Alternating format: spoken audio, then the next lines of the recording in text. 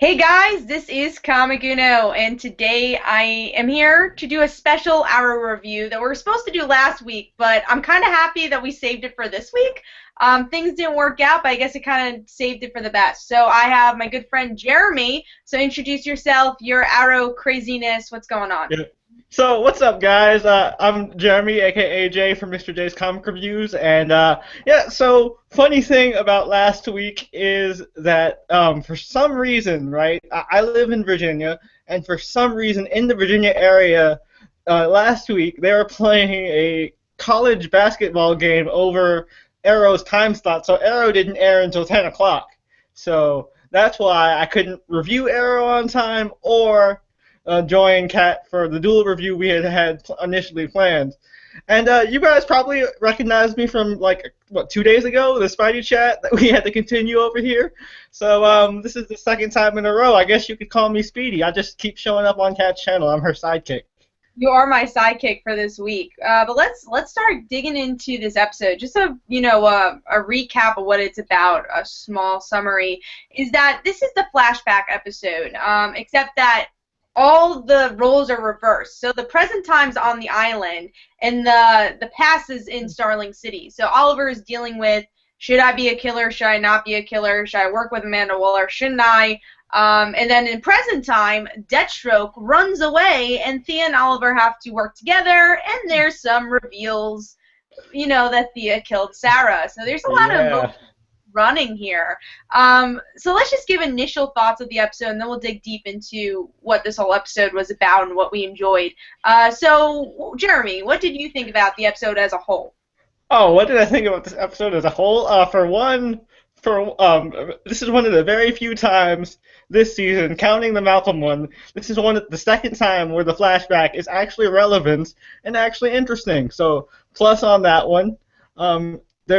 Also just like you said, there's a lot of emotions going on, great character dialogues, and just I loved seeing the returning characters, or at least the past versions of these characters. Like you got to see Quentin back when he was pulling his Laurel episode where he was drinking heavily and all that.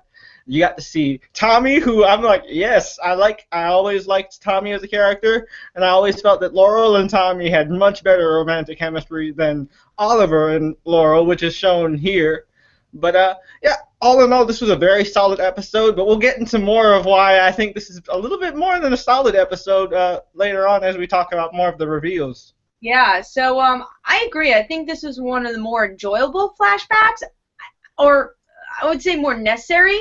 But at the same time, it was a bit weird seeing it. Like, I liked that was a love letter to season one, and if you're a hardcore Arrow fan, you're gonna really like it. But I feel like it's out there. It is out there to see Yeah. all these things, and it's a little repetitive because we see, especially if you're a hardcore Arrow fan, you kind of know where the characters went from. But it's also really Hmm. cool to see that Laurel has changed, Quentin has kind of changed, and Thea especially has changed. And then, like you said, this is Hmm. the other characters again. Tommy was there, Deathstroke, but he was in the present. It's cool to see those type of characters return. That they do that a lot on Arrow. So Yeah. let's talk about the flashbacks first because we could just like get that through, and we'll leave Thea for Yeah. last.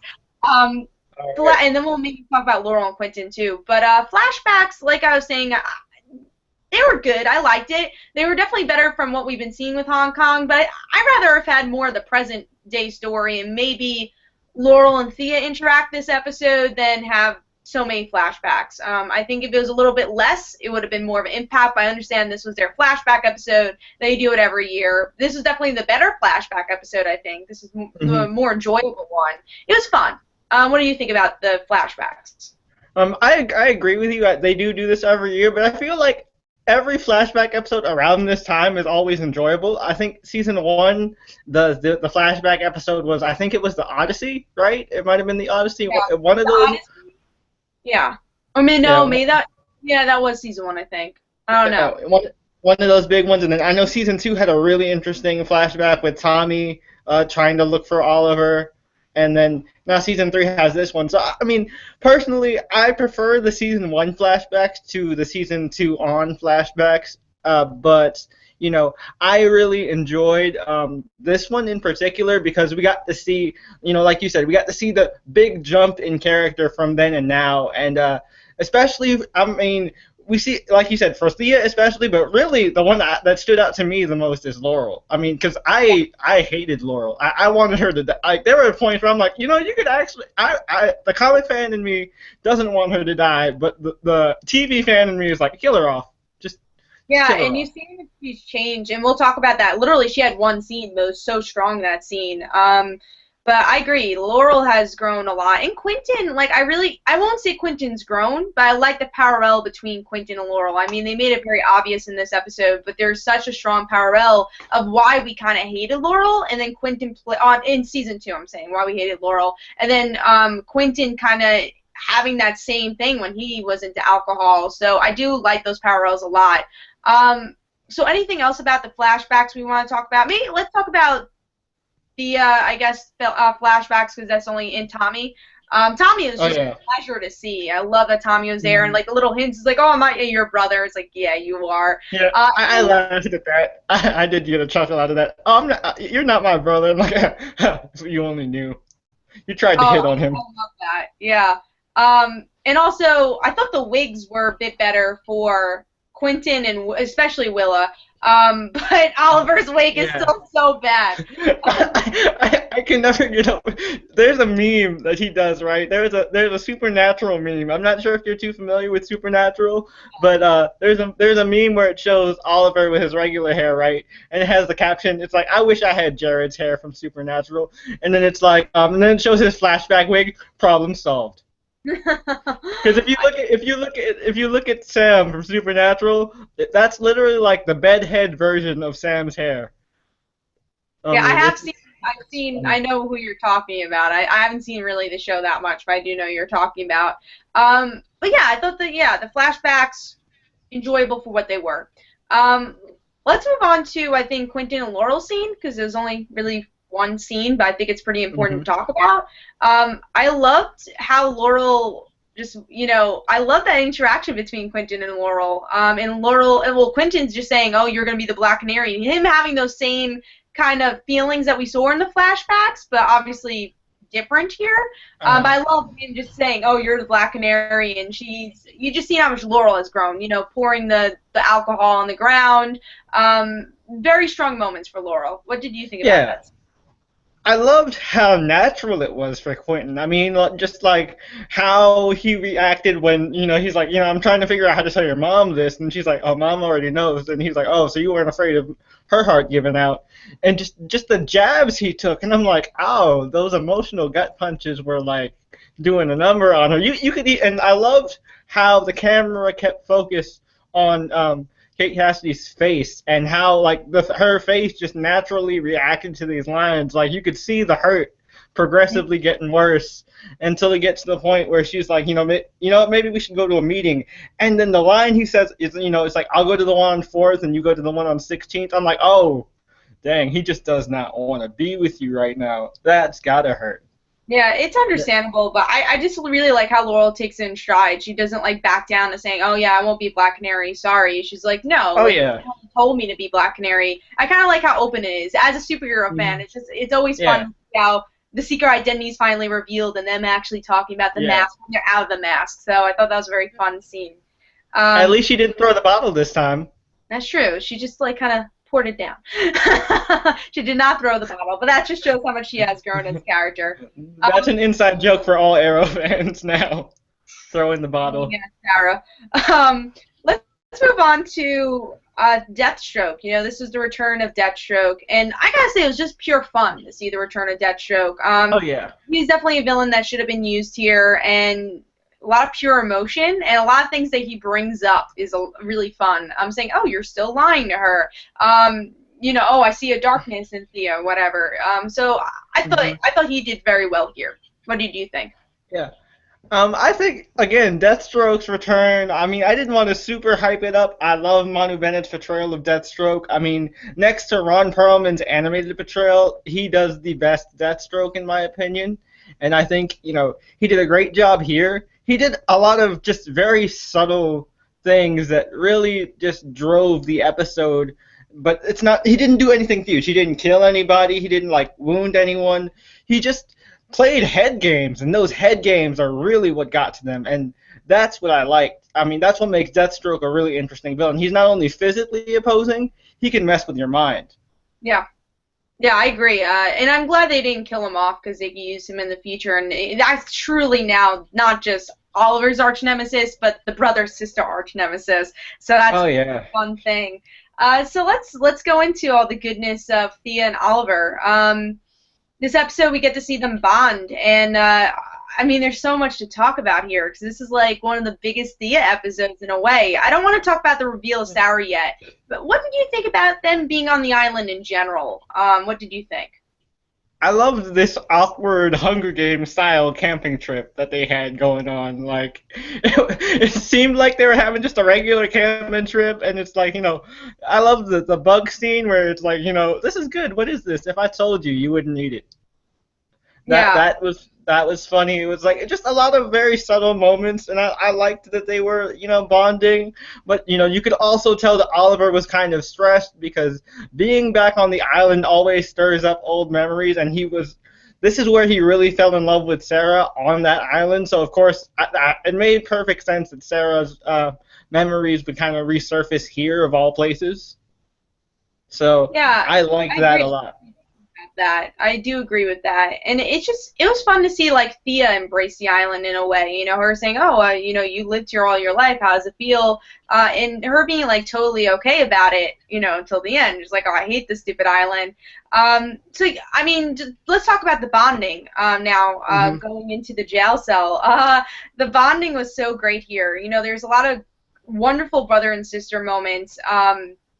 Like, I would say, her dislocating her arm, and, Thea trusting all that, and her not feeling, like, that's just the strength of Thea, how much she's grown as a character, her inner strength, that she can do that, and not she didn't even flinch. She didn't even flinch. That was great. I was like, whoa, I would freak out. I don't care how hardcore I am. I would, like, dislocating your shoulder hurts like a bitch. Yeah. I don't know if you ever had that happen to you, but that hurts like a bitch. Oh, yeah, I've never located my shoulder, but I'm sure it does hurt a lot. And she just, she's cool with it because of that trust she has to her brother, even though she knows he's lying. And it's like kind of in her subconscious, like, what is he lying at? I love, maybe it's because of what Malcolm taught her, that, how she's able to pick up on these cues, but also just, her being the sister of Oliver, I thought was really cool. And the fight, oh my god, the Deathstroke fight. Oh, yes. The brother-sister team-ups, it's just so great. There was so many just gush moments with that. I was just like, I had the biggest smile on my face. I was like, this is Speedy and Green Arrow in action right now. I just wanted him to call her Speedy in the middle of the fight, and that would have made my night. Like, that would have been perfect. I know, even though I would say the fight was a bit shaky, like it was a bit of a shaky cam, it was just me like, oh my god, they're fighting together. I'm ecstatic to see them fight more together. It seems like from the trailer we will see them go pause by the next episode, so I'm sure we're going to see a lot more Thea. So those are some just minor things I just loved about the sister bonding. But let's talk about the elephant in the room. So Thea finds out that that she killed Sarah, and the emotions. A lot of people were predicting that it's like, oh, well, she already knew she killed Sarah. She did not know she killed Sarah, and just like, no. Am I a killer? Am I not a killer? Oh my god! I love how it slowly sank in too, because it was just like, he says it, like he slowly says it, and she's like, wait, she who? And she, like, the second she realized it, her face, you can just see her heart drop on her face. Yeah, it's just when she just kept repeating, oh my god, oh my god. Oh my god! I'm just like, oh man, it's hitting her. I'm like, oh, it's really hitting her. She's processing it right now. You could tell, like, the emotional weight of that one scene was great. Well, that's why I think the battle was so important too. It's like she had that anger. She freaking punched Slade in the face, and she could have killed him. But I think it was her processing. Oliver is right. I don't want to be a killer, and I'm not a killer. And the process of her being, I'm so stupid. Why did I trust Malcolm? But at the same time, it progressed her character so much because she did. But I love that, like, that train of thought throughout this whole episode. It felt so organic. See, and I loved that whole moment with Deathstroke where Slade looks her in the eye and says, you know, you're not the killer that your brother is, Thea. And I was like, oh, that's an interesting way to put it because I mean, I'm pretty sure. Honestly, I saw Oliver doing it. If Oliver was actually given that gun, because Thea was involved, Oliver would have done it. Yeah. And then Um, Thea, you know, that also shows how much she has so many parallels to Malcolm, but at the same time she's her own character. And that's something I really yeah, enjoyed about this episode too. It's like you see she's Malcolm in so many ways. Like when she's fighting Oliver when they're just sparring and she kind of cheats. That's yeah. so Malcolm. But at the same time she is so much her own person. When that moment comes, she doesn't end up killing. She's, I would say, a mix of Oliver and Malcolm, and that's Yeah, kind of, exactly. yeah.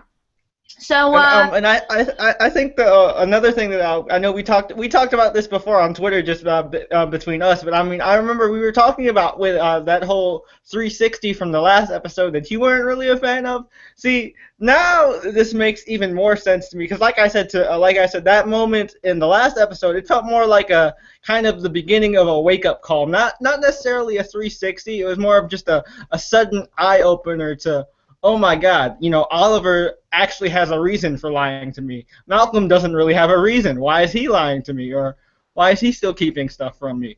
And that's what I thought, you know, that was. And then it progressed even more here when she has the full realization of, you know what, screw Malcolm. If he did this to me, there's no telling what else he's done. I can't trust him. I'll be your soldier. I'll be your student, but I will never again be your daughter. I love that last line. oh, I loved That it was too. It's just so perfect. powerful because, again, just that this season was Thea's Island. You know, the writer said it truly was Thea's Island, and that's why I kind of like the flashbacks so much, kind of in a way, because it showed Thea who just took drugs, and that's all she did in the beginning. Like, how much this girl has grown.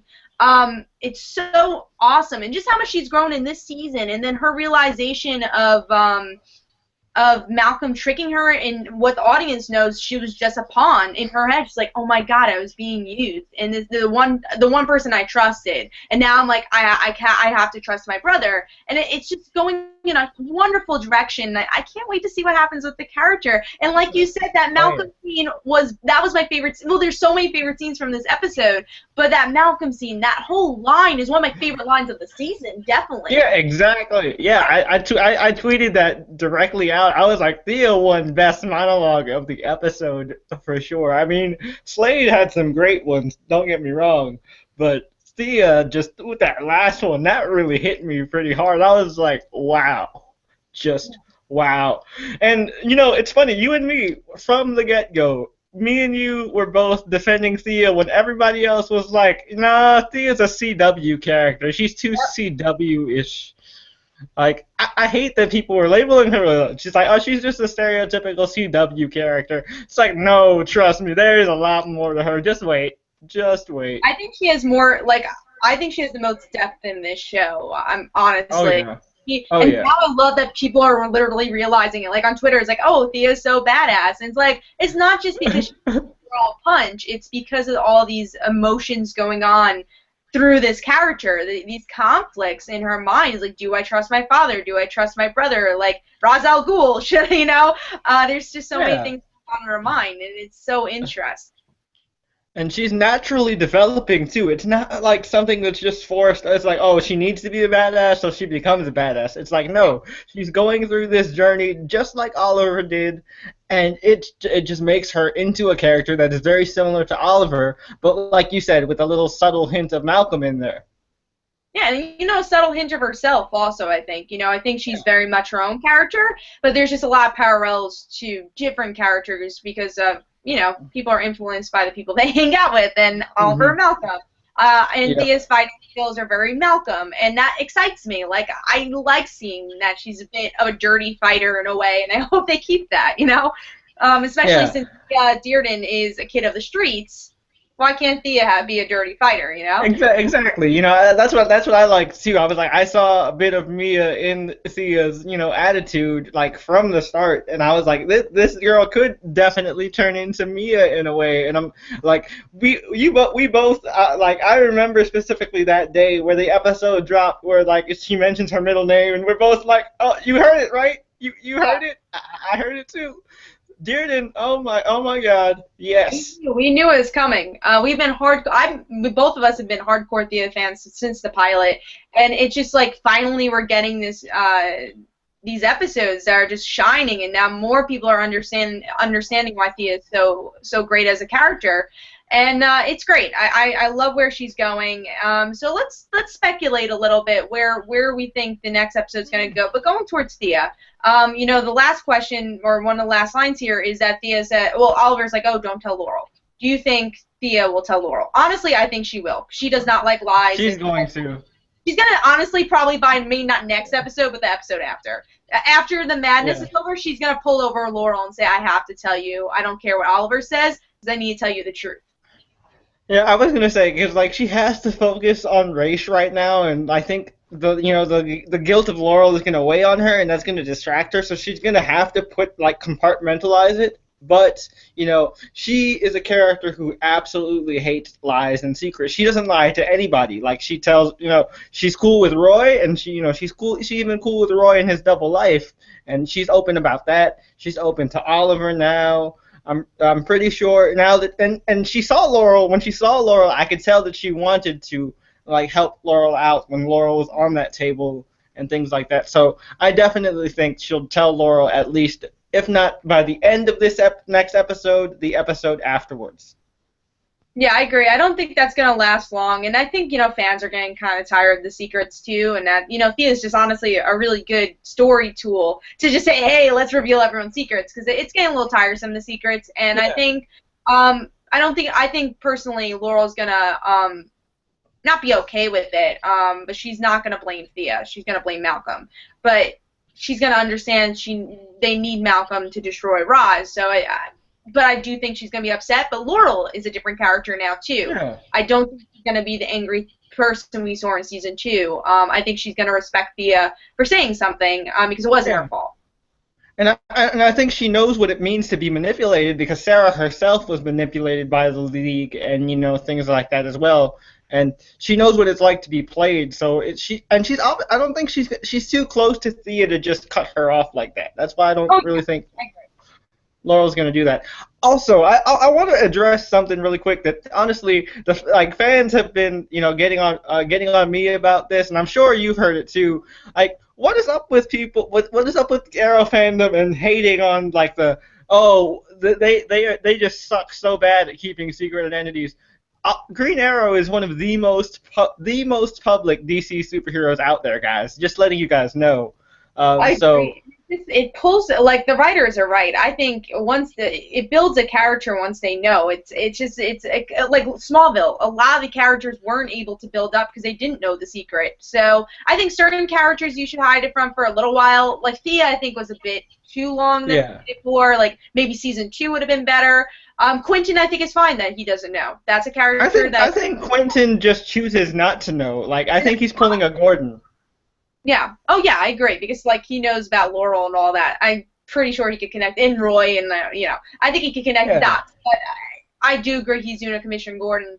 But, I'm sure by this show he's going to announce his identity public. I'm sure the show's going to do it. And they shouldn't be mad, because the comic books do that.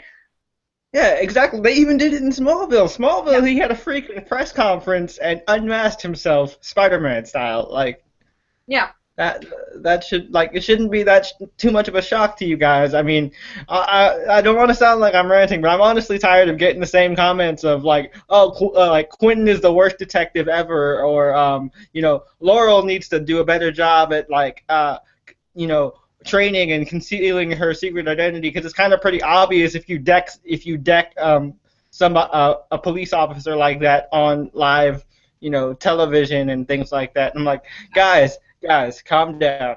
It's part of the whole Green Arrow mythos. It's not Like really. Flash would be different. Like Flash, I understand, but like Green Arrow, it's just part of his thing. Yeah. But moving on, I do agree. That's definitely something we should definitely. It was good that we covered. Next thing, let's just talk about where do you think the next episode's gonna go? From the preview we got, it looks like they're going on. They're going to. I can never pronounce it. Nanda Parbat. Nanda Parbat. It's Yeah, I did not want to pronounce that wrong. It seems like they're going back to Roz's place. And yeah. Laurel's there. A lot of fighting. Seems like Thea's going along there, too. Do you think we're finally going to get to see the whole Green Arrow family fight Roz? I would hope so because they need it. They freaking need it. And I have a feeling Katana's gonna show up here. Like Katana's gonna be like that Deus Ex Machina kind of character where it's like, oh, it's like it looks like it's bad, it looks like it's bad, and then random sword cut, or like a sword catches Raish's sword, and it's like, oh, it's Tatsu to save the day. I think that's gonna happen, and I wouldn't mind that. I feel like that's a good entrance for Katana. It makes sense for her who her character is, and I just want to see just ass kicking, great action, which I know Arrow is great with, and I want to see because one of the biggest things about like fighter characters is that you learn a lot about characters when they fight each other, and you like a lot of the subtle character moments are revealed in combat, and that's kind of what I want to see, especially with Thea. Especially with Thea. I want to see how she reacts to Raish, fighting Raish, and like just face to face with the man who caused her father to become the person he is, and in turn, kind of indirectly made her into who she is. Yeah, I mean, I think it's just going to be interesting overall. I mean, obviously, it's not going to be one person trying to attack Roz, and I think this is just going to be a battle more than the end of the war. It's just going to be like, hey, we're going to try this. Oh, we failed. I don't think anyone's going to die from it, but I don't think this is not the end. But I do think they're going to come up with a battle plan, and it will be all the Green Hour family that's going to do it, and that's what I'm excited about, at least from the promo. That's what it looks like, and then Malcolm's going to be kidnapped, whatever they're going to do with Malcolm. Very excited about it. It just looks like a very heavy episode for all characters, which I think really was what the season was about. It wasn't about Oliver. Finally, we saw 2 seasons of just Oliver. It's about the Green Arrow family. This is not called the Oliver Queen show. It's called Arrow. And that means not just Green Arrow, it's this whole family that he has created. Also, like addressing that whole thing that that Tatsu said before, only the student can defeat the master. Do you think Malcolm is gonna strike the final blow, or do you think Oliver is gonna do it? You think Thea's gonna do it? Because like I there's a lot of different like angles you could put this because like Oliver is Malcolm's student now, and Thea was Malcolm's student. Malcolm was Raish's student. There's a lot of different ways you could put it. I feel like that phrase means a lot to what's to come. I think more powerful. Like, I don't think Roz is going to die here. I don't even think his arc is going to end this season. I think this is more of Malcolm's season than anything. Roz is definitely the main villain, but he's also kind of that background villain. And I think it's really going to be between Malcolm, Thea, and Oliver. And it's going to be Thea and Malcolm, student, teacher. Because that's what this season's all been about. Oh yeah, that could be really cool if it ends with with Thea. I almost said Mia. With Thea fighting Malcolm. Every name so far, Mia, Thea, Willa. We've said every name that's connected. But go on. but yeah, that would be really cool if they did like a Luke Skywalker, Darth Vader type of final showdown between Thea and Malcolm, and then have I think it's building up. I mean, think about it. The last battle when she's like, I want to go to my brother. This is the whole season. I think that's why they've been hiding Thea and Malcolm. Is the whole season it's been, oh, well, you didn't defeat me. Like, you made me win. Whatever. Now it's this build up to like their relationship being distant. And I think Malcolm's gonna try to hold Oliver in a way. And that's where Thea's like, no one touches my brother. And then they have their fight. But I think Oliver will help. But And I think that Thea defeating Malcolm will be the step to saying you know what, I don't want to be like my father, I want to be like you, Ollie, and then she gets her own costume, hopefully the black and gold. I would. Oh my God. I want the black and gold to happen because I mean, as much as I love the red and yellow, I want the black and gold looks so much better. I want the And the black and black gold gold costume. makes sense for Thea. I was gonna say Mia too. Makes sense for Thea. Although I like the red and yellow because it's like very classic. And I don't know, but whatever happens, I just want her to get a costume that looks cool. Yeah, and I mean, like, I know a lot of my commenters have been saying, I don't think she's gonna go by Speedy. I want her to go by Speedy, and like with how much she's trusting Oliver and how much she's like really into her relationship with Oliver. I think that she really cherishes that like those moments that they have together as brother and sister, and Speedy is a part of that. So I think that Speedy will end up being her name because that just seems like it's like a natural progression for that. Like she's fully accepting her brother, she's joining his family, so she's taking the name he gave her. You Oh, know? I agree. I totally agree. I think that's something we're going to see, and I think that's just the build-up of this season. I don't know when we're going to see it, but I mean, they have to do something with her. I mean, she knows she's not going to just sit there, and she's going to be part of this battle anyway. So we'll see what happens. I'm very Oh, yeah. excited for all the characters. There's not much to talk about with Roy, Felicity, and everybody because they weren't really in the episode, but I did like the Felicity cameo though. The Felicity cameo was and the cute. big cameo with his brother was very nice. So the little cameos here and there were great. So overall, for me, this episode, I don't know. I love the Thea parts, but the flashbacks weren't totally organic. So I want to say Yeah.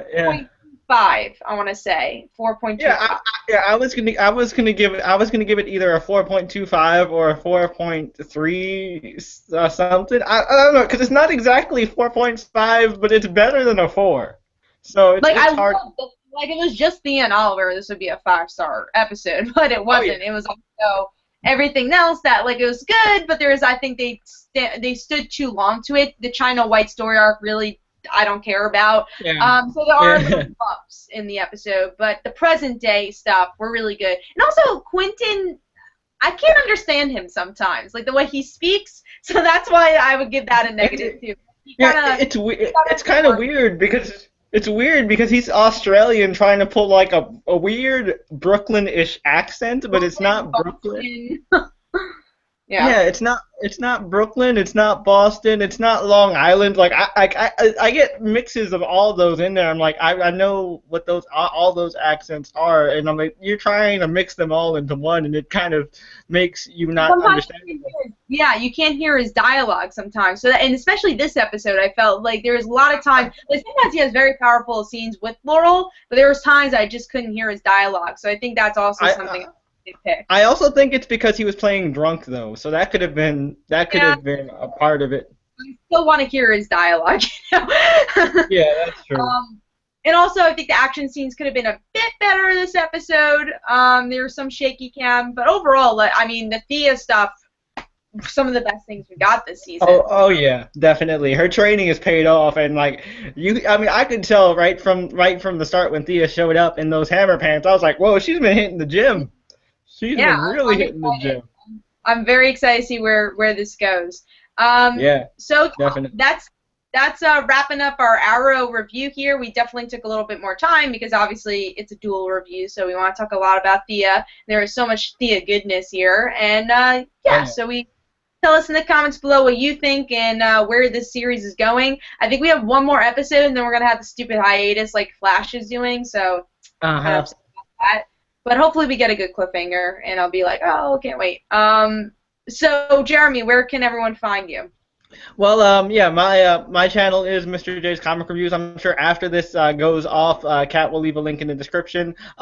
If those of you who are subscribed to me are wondering, hey Jay, where's your Flash review? Blame Kat because she got me into Mako Mermaids, and I was binging Mako Mermaids all of yesterday. And when I looked up at the clock, it was 9 already, and I was like, oh crap. So yeah, I don't know. Maybe I'll do a later Flash review, but probably because it's it's already been a day or so. I don't really like reviewing late, so I'll just do kind of a double when it comes back off that weird hiatus. Also, I have a vlog channel that I upload vlogs of me and my good friend Corey from Chic Geek Reviews going to our local comic shop and then picking up our books and stuff. So definitely check that out as well. Thank you guys for helping me get to 500 a couple days ago with the Spidey chat. So that I just want to say thanks for that. And yeah, it's been fun. We'll probably do this again for the finale. So Oh yeah, for you some can, complete Thea episode or whatever episode, we'll definitely yeah. do a review. Oh yeah, so yeah, you can definitely expect, Speedy to be back again. I will honestly take that name without hesitation because that's I don't mind. But anyway, that's it for me. So yeah, it's been So fun. this was our review. Don't forget to follow me on Twitter. Don't forget to like my Facebook page. Also in the description below, there's links for my comic book, Like Father Like Daughter. Don't forget to like the Facebook page, Like Father Like Daughter. And that's it for me and Speedy. See you Peace, guys. guys.